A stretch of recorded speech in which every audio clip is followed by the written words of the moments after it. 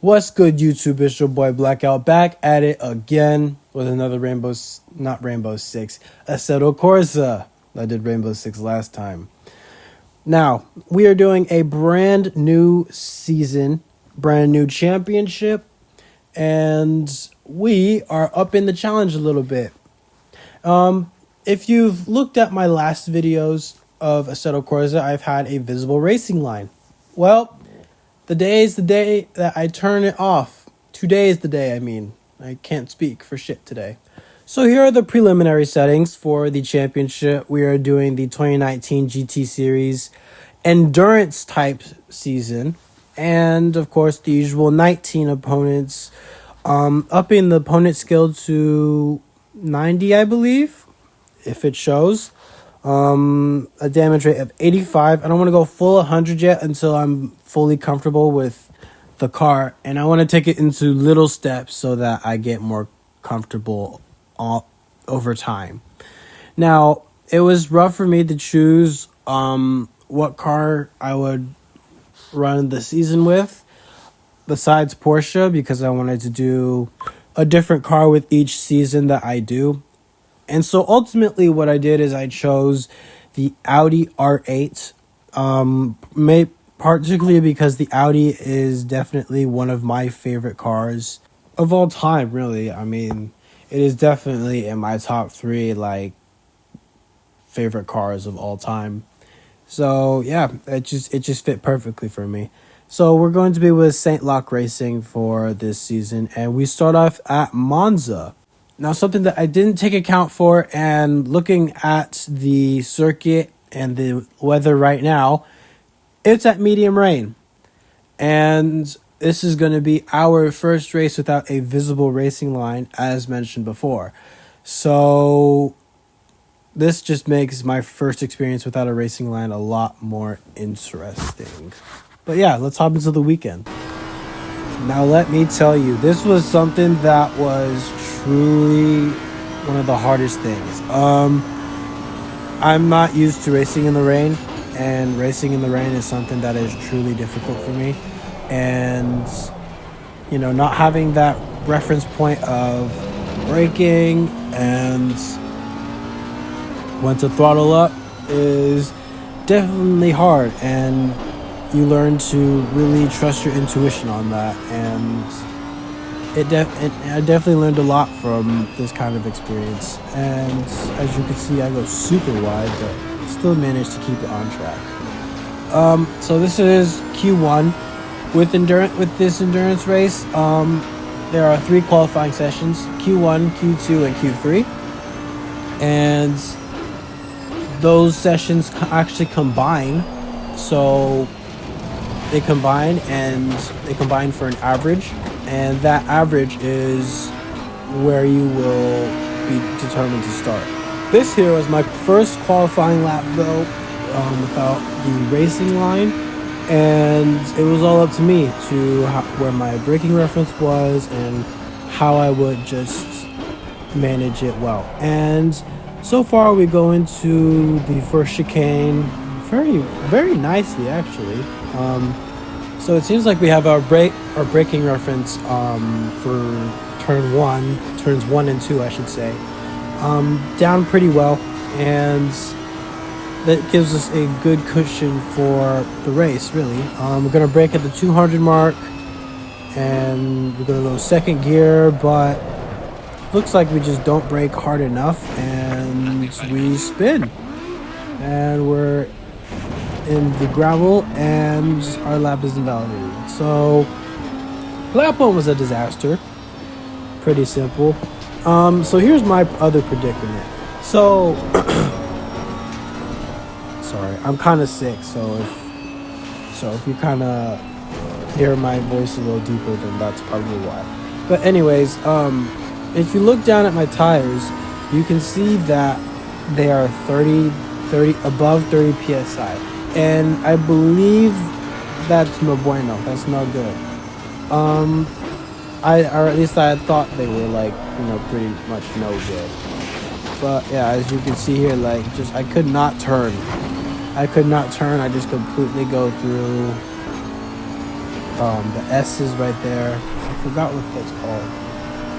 They have specific, and as you see here, I try to get the PSI down, thinking I could just maneuver and do that tire warming situation, but obviously not. And I just completely crash and look like a complete idiot. So not a good start so far to qualifying, or to the weekend, really. I mean, practice was no better. Like, I was way worse at practice. But we're going to go into pit lane and change these tires up. That way we can, have better qualifying laps. And this is also a mistake I did. And this was not paying attention. I mean, look at what I'm doing. I'm trying to change the PSI on the tires and thinking that my pit lane is at the very end like it usually is, but I completely missed it. And instead of, going through the pit lane itself, I'm like, you know what? Why don't I just back up? The biggest mistake of my life, trust me. Let's see as I start backing up right about now. And I try to back up, so I could try and get into my pit lane. But as you could probably tell what happens next, I get disqualified from the first qualifying session. So that was fun. That obviously was a big brain move right there by me, and it feels like it just gets worse from here. And you will see that later on in the video. Alright, so we're in qualifying 2 right now. We're the first to come out on track. And just as we enter the second chicane into turns 3 and 4, or 4 and 5, I believe, we get big air. And to top it all off, we get damage on the front of our car. So as you can tell, this Monza race weekend is not going to plan whatsoever, and it's just awful. So we're not going to go into pit lane though to try and get that damage fixed, because, well, obviously it's not that bad or as significant as we think it is, and we're going to try and run the laps up so that we can get a good grid position to hopefully get a better spot when it comes to the race. Now, we're going to start this lap right here, and we're going to see what we can do and get out of this lap. So, we're going to brake at the, the 200 board, like just before it, and we're going to avoid the curbs a little more. And that's a really good exit off of turns 1 and 2. Going into turn 3, this long curvy angle, and we're going to brake again at the 200 board so that we can get a little more grip. And that, for the first time, is how we get through it. So, round of applause there for me. I'll pat myself on the back on that one. So we're going to brake around the 50 yards before this turn right here. And then we're going to brake at the second line and shift down to third. We're going to get a little bit of curb right there. And this right here is going to be a little bit of a DRS type thing. If you're a Formula 1 fan, you know this is a DRS zone right here. But of course, this is endurance, so no such thing as DRS.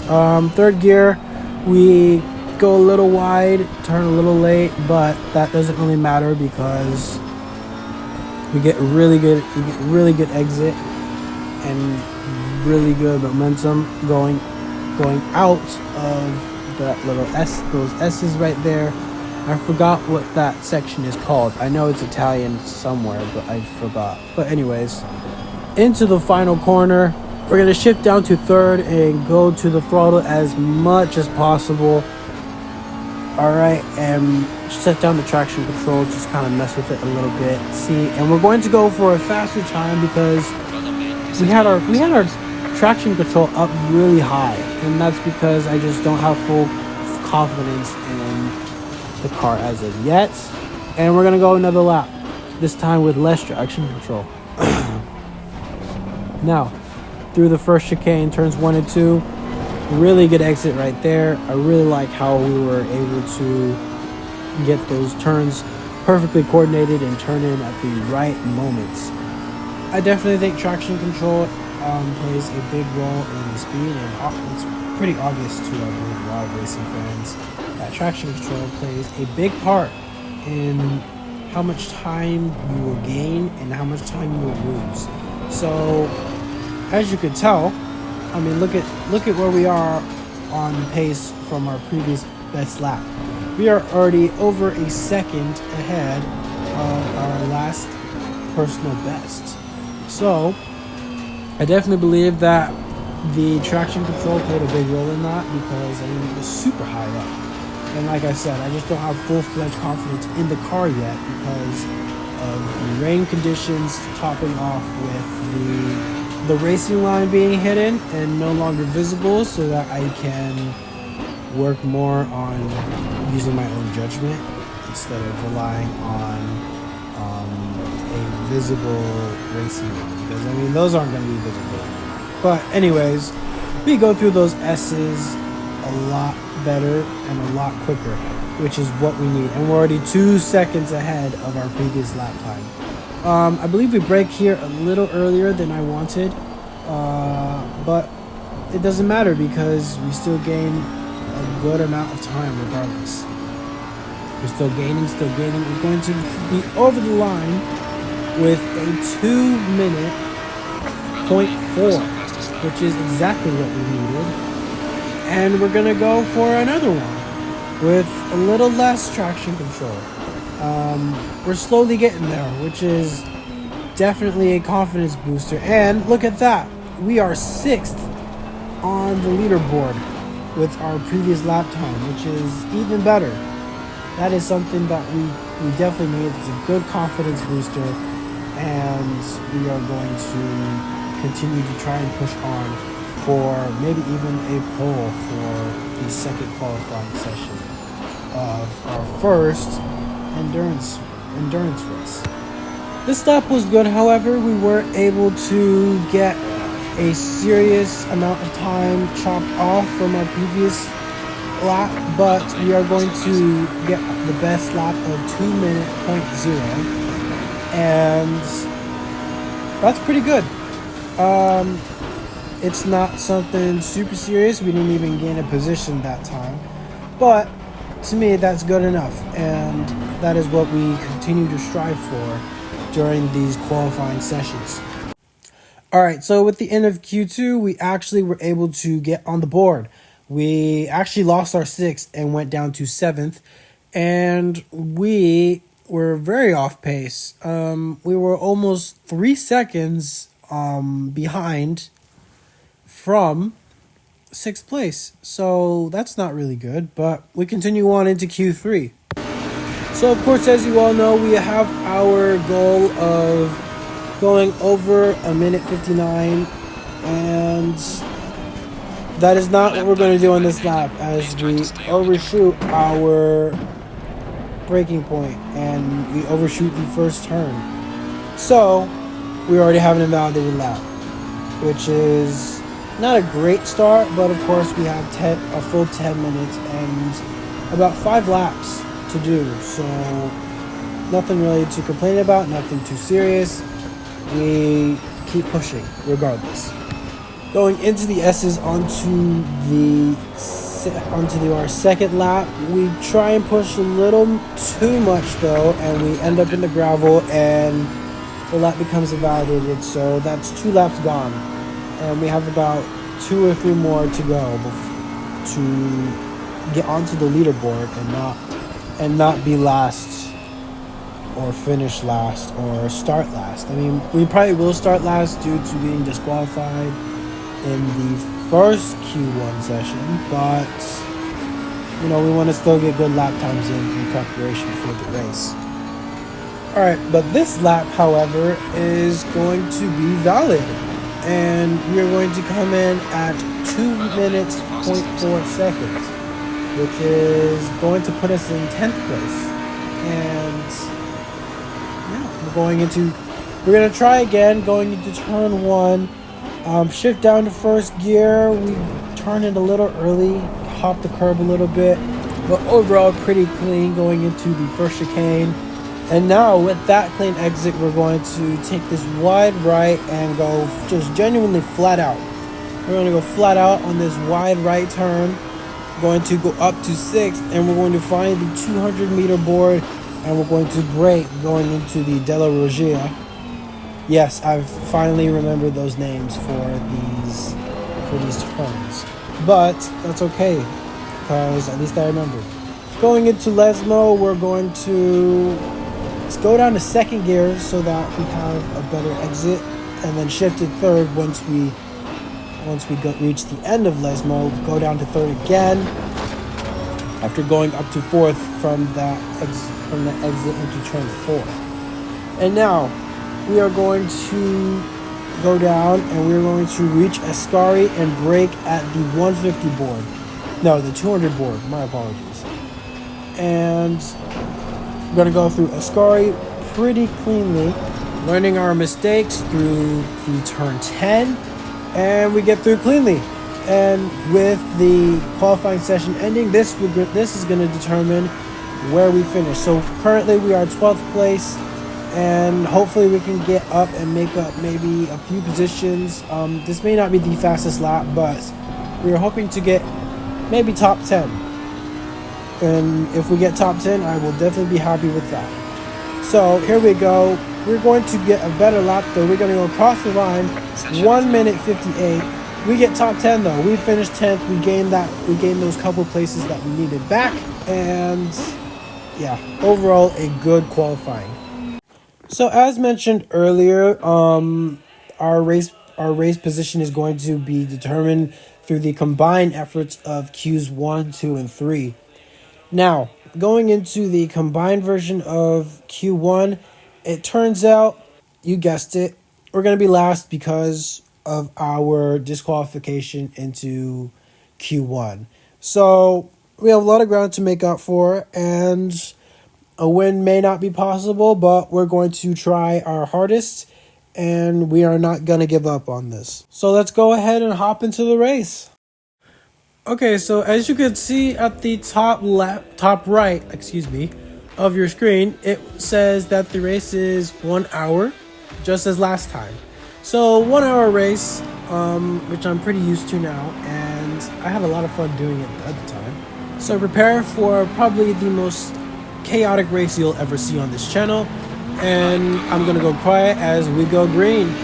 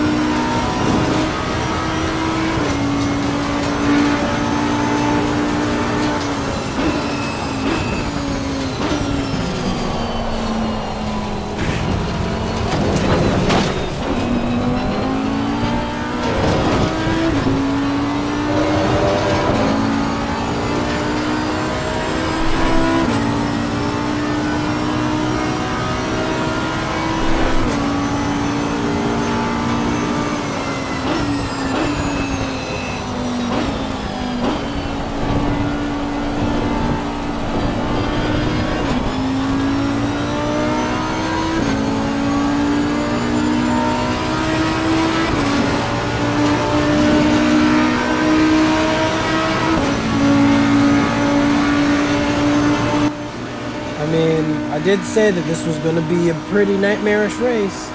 And yeah, that first lap was a nightmare. So if you didn't notice, going into turn 1, I had my traction control surprisingly turned off. So that was not supposed to happen. And I don't know why it was turned off. I don't know if I had pressed the button or anything. But my traction control was off, so I didn't have it for the first turn, for turn 1. Turns 1 and 2, I should say. And I decided I wanted to try and pass, and I instead take out 2 cars. So yeah, this race is not going well at all whatsoever. So yeah, going into Lesmo,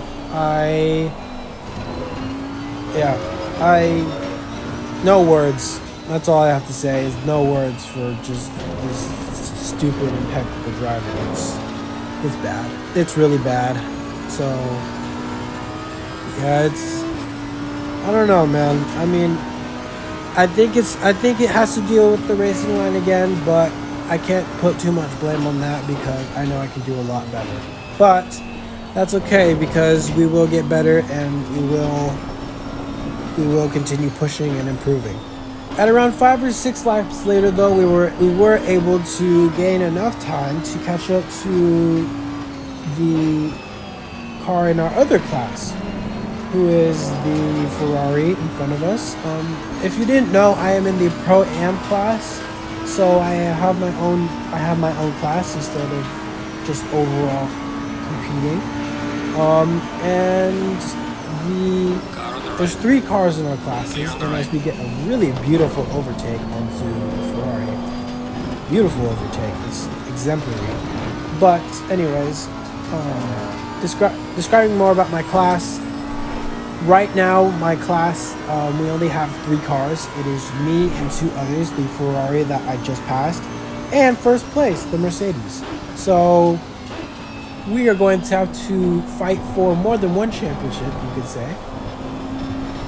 But that's okay though, because like I said, we love the challenge and we will continue pushing no matter what happens. 5 races, 5 hours of racing, maybe more, depending on maybe the final race will do maybe 2 or 3 hours. You never know. But it's okay though, because this is something I truly enjoy, and this is something I definitely will continue to work hard at. As we go into Ascari though, it says here that our driver stint has ended and to pit this lap. So we are going to pit this lap. We have 2 mandatory pit stops instead of the 1, and we are required to do driver swaps, tire changes, and refuel. And you will see later on how critical it is to get all of this done. So we go a little wide onto Parabolica, but it's okay because this time we go into the pits and we're going to speed just a little bit, but we get in there pretty well. So we make sure to change the compound to wets, I think. Maybe? No, there we go. We're changing them to wets. But here is where we make the fatal flaw. No fuel. We don't add fuel to the car. And so that is really bad because that won't count as a mandatory stop. So at this point, it's like, it was at this moment, he knew. He fucked up. Type moment. And yeah, so I was pretty mad at this point because I completely forgot to refuel and to even add fuel because I was actually used to the sprints where, of course, it's a sprint, so you don't have to add fuel. You could just run out the rest of the race on whatever fuel you were on. So yeah, this is like I said, this is all new to me. This endurance stuff. I watch a lot of WEC and I watch GT racing, etc. But I have not been used to these kind of strategies. But that's okay. So we're going to try and run this stint out, this driver stint, and we're going to refuel. And hopefully, at some point, we're just going to do another pit stop and make sure it qualifies as a mandatory one and get those pit stops cleared, so that we don't have to get penalized or even disqualified at the end of the race for not doing those mandatory pit stops. About maybe 15-20 minutes later in the race, as you see at the bottom, we have about 3 seconds faster than the car in front of us, and that's mainly because it's a different class car. It's a slower car. So we're going to try and get a pass going around this lap traffic car. It's because we are a lot faster, but I don't see any blue flags though, so they're just going to let us race it out, which is fine with me because, I mean, you know, as long as we're able to race it out and race it cleanly, I'm fine with it. It helps me get better regardless. So we're going to brake at our usual braking point, and we're going to be a little closer.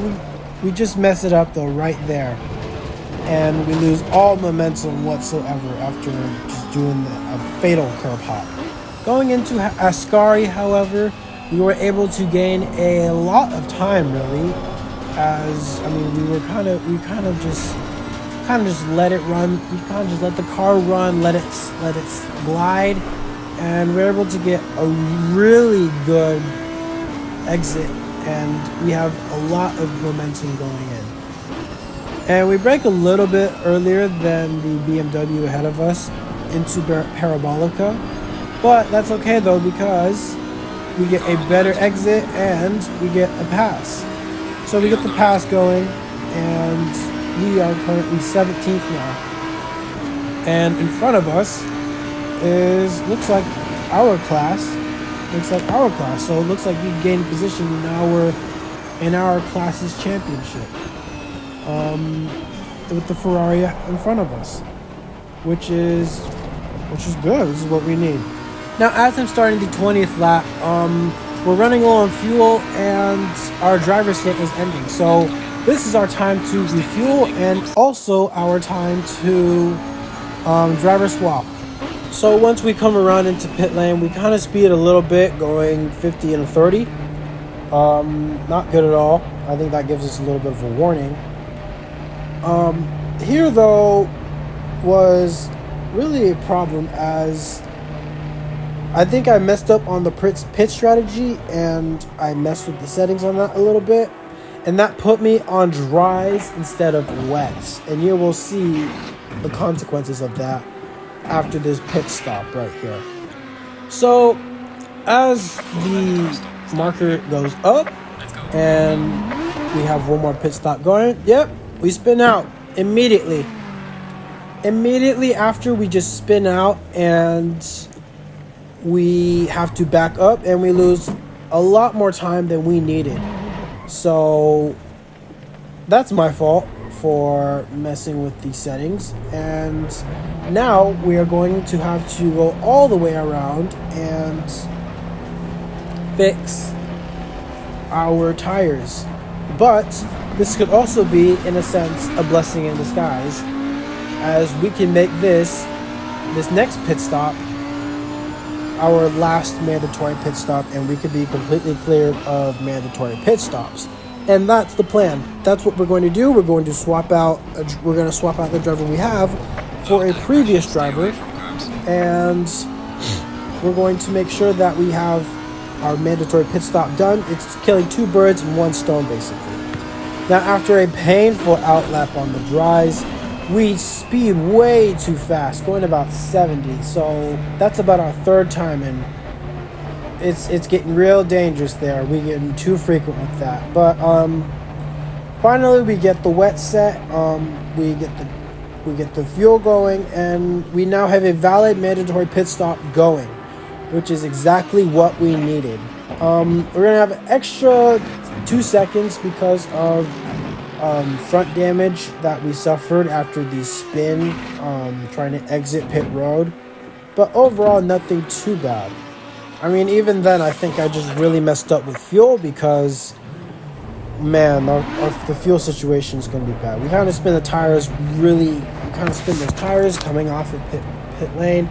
However, though, as we try to exit pit lane for the last 10 minutes of the race, karma is a bitch, I guess, because that speeding in pit lane, those 3 times, got my ass kicked and disqualified from the race. So I can't even blame him. That's my fault entirely. Like, I can't even blame the game for it.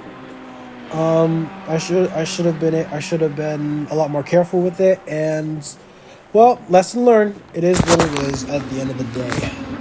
Now, after painfully sitting through the last 10 minutes of the race, first place was the Mercedes in our class. So that wasn't good for us overall, and we were finished 8 laps down and disqualified. So not really a good start to our championship season. But that's okay though, because this is only race 1, and we have plenty more races left and more time to improve. At the end of the day though, that's not just racing, that's life. If you continue to break the rules, you suffer the consequences, and that's exactly what I did. So that ends a nightmarish and chaotic rain race at Monza. By far the worst race I've ever done on this game so far.